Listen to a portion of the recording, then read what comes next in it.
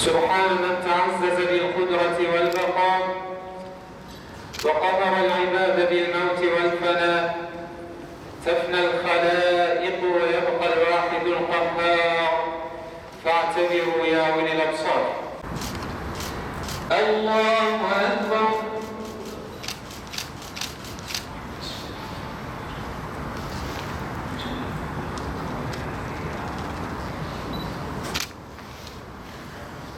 الله أكبر.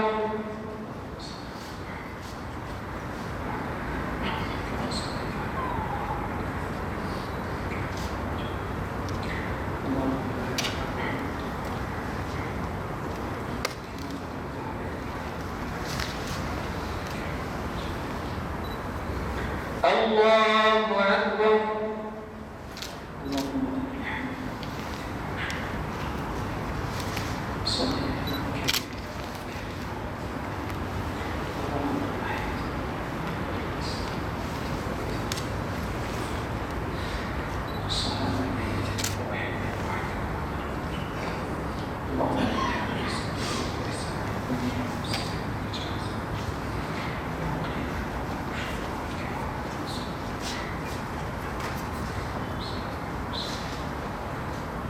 الله أكبر. السلام عليكم ورحمة الله. السلام عليكم ورحمة الله.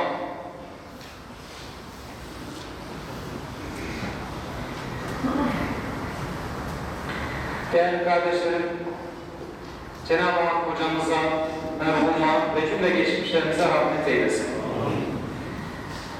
Hepimiz mahzunuz, üzüntülüyüz.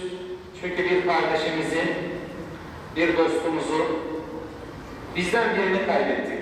Bugün biz de Mithat hocamızı kaybetmenin hüznünü yaşıyoruz. Ama Rabbimiz Teala ayet-i kerimede şöyle buyuruyor. وَلَا تَدْعُ مَا اللّٰهِ اِلَٰهًا آخَرٍ. Ey insan! Allah'tan başkasına kulluk yapma.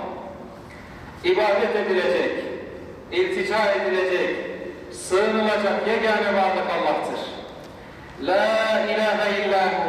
Çünkü ondan başka bir yaratan, ondan başka bir mabut yoktur. Kullu şeyin halikun illa vechhu. Allah baki, gerisi fanidir.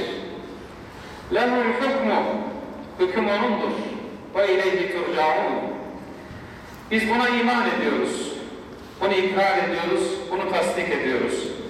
Gönüllü kuruluşların kuruluşunda bulunmasına varıncaya kadar elhamdülillah kendisine hüsnü şehadette bulunacak, kendisine hayırla yar edecek nice hizmetlere, nice güzelliklere imza attı, hayatını bunlarla doldurdu. Helal eder misiniz? Cenab-ı Hak hüsnü şehadetinizi, helalliğinizi kabul eylesin. Cenab-ı Hak hocamıza rahmet eylesin. Mekanını cennet eylesin. Makamını âli eylesin. Hepimizin, evlatlarının, bütün dostlarının başı sağ olsun.